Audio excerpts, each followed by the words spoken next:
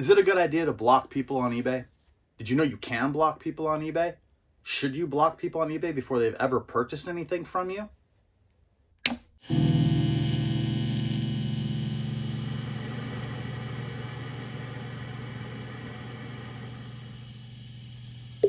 Hello everyone, welcome back to the channel. I'm Dave. This is Quarter Flips. Do me a favor before this thing gets going. If you haven't already, hit that subscribe button. Whichever direction it is or wherever it is, hit subscribe, make that number go up for me. That's what I like. Okay, so I woke up today to some annoying messages. I woke up to an annoying message. It became annoying messages, and I blocked that potential buyer. They had not purchased anything from me. I just blocked them. I will explain how that works in a minute, but first I will tell you about these messages and what they were about and why they set me off, and the past experience basically that I've had that lets me know that this is something I just want to get away from. So here's what happened.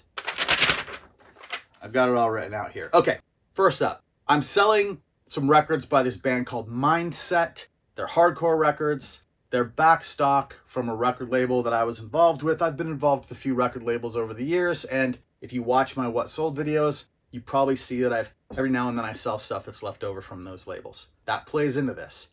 This is a question that came in off of the listing for the Mindset records. So the potential buyer just launches into it as if I know what they're talking about, which I do because eBay lets me know that this was coming in from the Mindset listing. So here is what they say.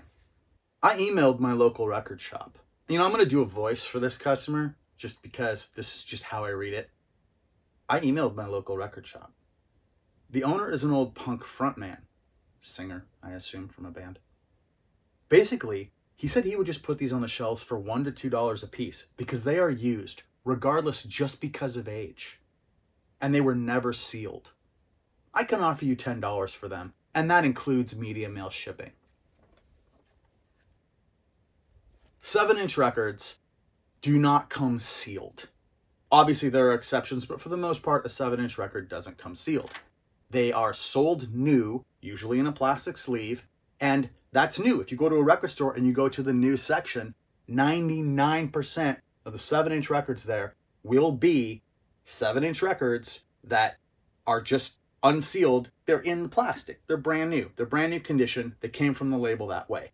Regardless, just because of age. Listen, if a record label's got a record they put out 15 years ago, still on the shelf in the stock room, and a store orders from them and they get it, that store's going to put it in the new section. It's not going to go directly to the used section because the record's old. That's just dumb.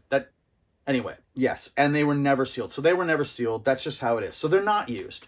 The $1 to $2 a piece thing, listen, cool, like, good. I'm glad for that record store owner that he would do that. And I get to that in my response. But what confuses me about this is that this person is just coming in, these aren't worth what you're asking, and they're basically used, they're old. I'll give you 10. I'll give you 10, and that includes the shipping. So this person, I guess, wants the records.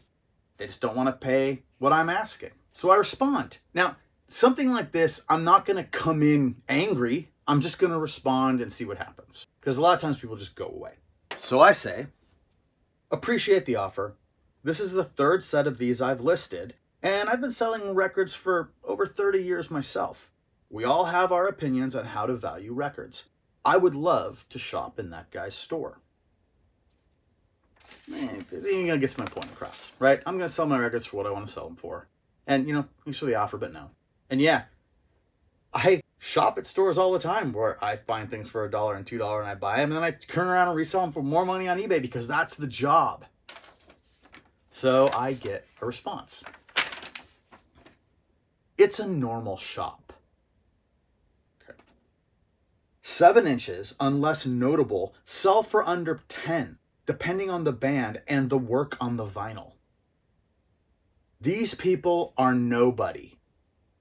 He means Mindset, the band on the record that he is wanting to buy from me. There's also an influx of Northwestern hardcore. Not that that's a thing. But it's all multiple 7 inches in a lot with different colors. I'm just telling you the truth.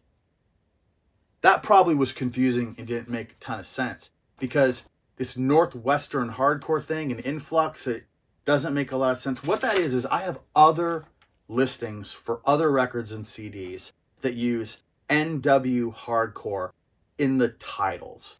That stands for Northwest hardcore. So I guess this person is correct in saying Northwestern hardcore isn't a thing, because I've never heard anybody say that, really, I don't think, ever. But Northwest hardcore, NW hardcore, NWHC is most certainly a thing. I ran my record label for almost 20 years involved in putting out Northwest hardcore records. So this person, I guess, there is also an influx of Northwestern hardcore, not that that's a thing. So in talking about this set of records that they want to buy, they are now, I guess, taking a shot at my other listings. This doesn't make a ton of sense to me, but okay, let's go on. I think the last thing they said was, I'm just telling you the truth. I just figured I'd put a lesser known band in my collection, since I looked a saying up and it wasn't that bad. I'm going to give this person the benefit of the doubt and assume that I looked a saying up and it wasn't that bad is just a typo. I looked a song up and it wasn't that bad. You enjoy, though. Have a good day. Okay. At this point, I've decided to block this buyer. They are going to get blocked. So I copy their screen name, their eBay username, get ready, and then I send this response, because now I'm just annoyed and I'm going to say something. But I'm not mean, but yeah, you decide. Well, I'm glad you told me the truth. I guess the people who buy this stuff from me every week of every month of every year since the early 90s have all just been confused. I saw Mindset live multiple times. Not nobody, I assure you. Then I went to the blocked buyers list and I put their name in it so they can no longer contact me, and they certainly can't buy these records from me. Here are the reasons why I have done this. A person like this who gives you trouble up front is far more likely to give you trouble on the back end. Let's say this person decides to buy these records anyway, but they're annoyed that I didn't lower the price. They get the records, they're going to say they're used, they're scratched, they're not what I expected. I don't really want to return these, but maybe you could give me some money off. I don't want to have to leave bad feedback. Stuff like that. Stuff they're not supposed to do, but customers do it. I have dealt with it multiple times over the year. I would far rather just have this person not be in my life. There are millions of potential buyers out there. You don't need the problematic ones. Don't need the ones that are going to give you a big hassle. Now, customers write me with questions about stuff all the time. Just writing me with a question about something is great. Plenty of times I answer a question and then the person buys it and they get it and they're happy and they leave me good feedback and we're all happy. I've got my money, they've got their thing. It's working like it's supposed to. But when you get the weird snide comments and you get that you really should sell this to me for less, I don't even know why you're selling it for this price or why you've described it this way. No one cares about this band. I just thought I'd do you a favor by buying it from you. You don't need that person. Get rid of them. At least that's my take on it. So how do you do it? Okay. eBay used to have a thing called the blocked bidder list. They have changed it now to the blocked buyer list, although there is at least one place where I found that it still said bidder. It says blocked bidders and buyers. There's multiple ways to get to this, but ultimately what you do is you go to this page, you click on the link, and it's going to bring you up a little box. And you just paste in the name, the screen name, the eBay username of the person that you don't want to deal with, paste it in there, put a comma afterwards, hit return, hit enter, and that person can no longer contact you and they can't buy your stuff. I don't even know if they can see your stuff. And that's that. I've got people on my blocked, I call it a blocked bidder list, because when I started putting names on this thing, eBay was all just auctions. So they were bidders. They were called bidders and not buyers. Now it's a little different and most of my stuff is an auction. So yeah, buyers make sense. The way I get to it, there's multiple ways to find this list. You can get to it through pull down menu, and then you have to go to a bunch of different places in your selling menu. On my main front page, although I think people can customize this, if I scroll down, I can find it.